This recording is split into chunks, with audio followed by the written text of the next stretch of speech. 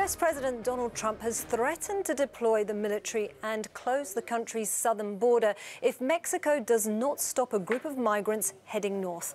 Thousands of people from Honduras have been moving through Guatemala this week, and they're now nearing Mexico. Well, for more on this, I'm joined in the studio by our correspondent, Alistair Sanford. So, Alistair, you've been following all of this. So tell us more about this group of migrants. Why are they heading, or where are they heading, and why? Yes, Isabel, there are several thousand of them now. They left Honduras, or most of them did, and they've on their way to Guatemala, aiming to head through to Mexico, and some say they want to get to the United States. They've been hiking through the jungle using at least 2 different routes. Many have arrived in Guatemala City. Some reports say there are up to 4,000 or 5,000 in the country. Why are they leaving Honduras? Well, many say they're fleeing violence and poverty. Human rights activists have complained of constant human rights violations in Honduras, and they describe this as forced displacement rather than voluntary emigration. Now, if they keep on going, they could reach the US border in the next few weeks, right as the midterm elections are happening. Now, this, of course, is red meat to Donald Trump, and predictably he's been talking about it. Speaking at a campaign rally in Montana, he lashed out at Democrats, he lashed out at Central American leaders and at migrants themselves, with references we've heard before to criminals and drugs entering the country. Familiar rhetoric, but there are tensions in the White House, and there are reports of a huge bust-up between 2 of Donald Trump's most senior advisors. So what is Donald Trump preparing to do about this? Yes, remember those campaign promises, of course, from before he was elected to get tough and build a border wall with Mexico. Well, Congress refused to fund that. Since then, Trump has ordered the National Guard to beef up security in some parts of the border. What now? Well, have a look at the wording of this tweet. Already he'd threatened to stop aid to Central American countries, and he says, in addition to stopping all payments to these countries, I'm now asking Mexico to stop what he called this onslaught. If not, he's prepared to call up the US military and close our southern border. Well, how serious is this? The border is one of the busiest in the world. As for deploying the military, well, the Pentagon says it's had no request for help. Mexico has stepped up security on its border with Guatemala, but denies a deal is done with the US. Mike Pompeo is due in Mexico City today. Mexico has asked for help from the UN Refugee Agency. The Central American governments are dismissing Trump's threats on the aid front, and they say that Trump is certainly to blame for this because he's backed the Honduran government, which was elected in controversial circumstances last year. Well, Alistair, thanks so much for that, and we'll be following this story. Alistair Sanford, our correspondent here in the studio. Galina Polonskaya, who's in Kerch. Galina, hi. Now, you've been speaking to some of these students. This must be very harrowing. You know, what have they been telling you about what happened?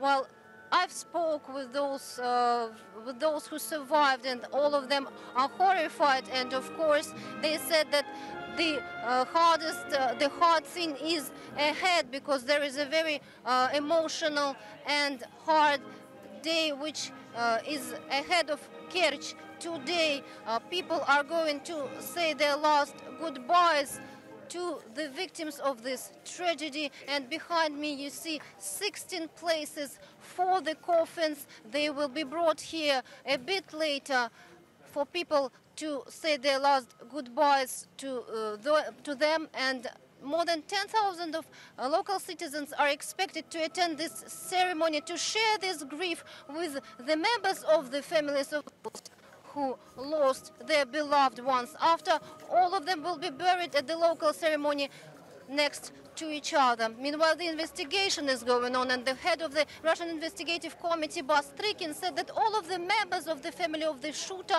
and all of his surrounding will be checked, and they want to answer a question whether there were some signs of his danger before.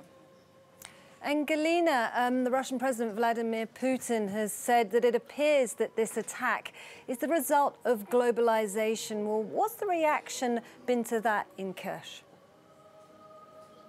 Well, in Kerch and in Crimea in general, people have very strong support, show strong support to Vladimir Putin and take for granted all what he says. But I've spoken with the local residents, and they blame the local authorities, and they say that this college was not protected enough, as well as other schools in the city. Putin said that this danger spread through social media all over the world, and the survivors whom I spoke with, they do think that internet is a danger, but they are persuaded that it's the parents who need to make sure to know what their kids are doing in the web, whom they are speaking with.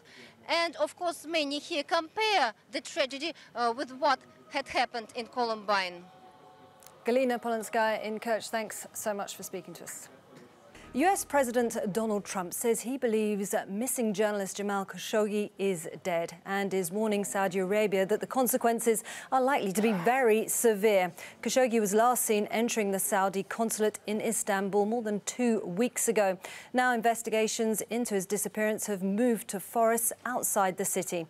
NBC's chief forest correspondent Richard Engel reports.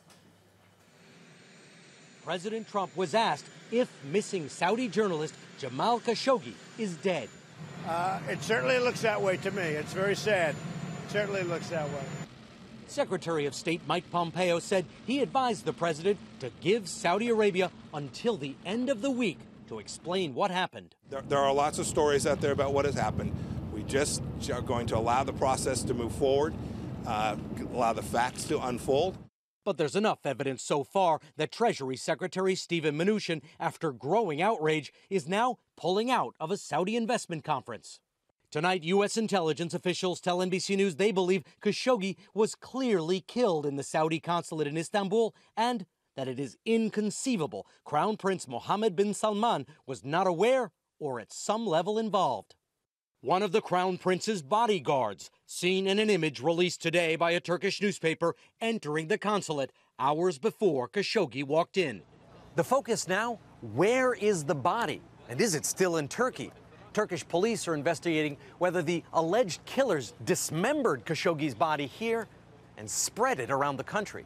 A Turkish official tells NBC News 2 locations are under scrutiny. But where? We're on our way to one place we're told the police have their eye on. This wooded area outside Istanbul is called the Belgrade Forest. It's fairly isolated, over 13,000 acres. And police tell us they have surveillance video of a Saudi diplomatic car in the area after Khashoggi's disappearance. Saudi officials continue to say they don't know what happened to Khashoggi. Richard Engel, NBC News, Istanbul. For analysis on these developments, I'm joined by journalist Christina Jovanovski from Istanbul. Christina, thanks for being with us. Now we're hearing that this investigation has been extended. What's the latest on that? Well, another location that they're going to be looking at is an area outside of the town of Yalova. That's about 90 kilometers outside of Istanbul. It would take about an hour and a half drive from the city. They'll be looking at a farm or villa for the remains of this journalist. They also reportedly are looking at soil and water samples from their searches from the consulate and the consulate residents, looking for DNA of this journalist. And reportedly, they said that they had found many samples, not necessarily of DNA. We don't know that yet, but many samples that they're looking into. But Christina, the case against Saudi Arabia seems to be getting stronger by the day. But are there any signs that the international community is going to be responding to these developments? Yes, and they have already. The French President Emmanuel Macron said that he's going to currently be suspending visits to Saudi Arabia, official ones. Already, the finance minister has canceled a visit to the forum next week that was being hosted by the Crown Prince. That came along with cancellations from high-profile, very large companies such as Uber, the New York Times. Macron had said that he had made this decision alongside Germany, the UK, and Netherlands. This will be a good sign for Turkey. These are important EU countries, especially Germany, France, the Netherlands. Turkey has close ties to them, and as well as UK, a lot of business. So it's a good sign that Turkey is getting this backing from its allies, of course, in Ankara. That would be the view from the Turkish government. Christina Jovanovski in Istanbul, thanks so much.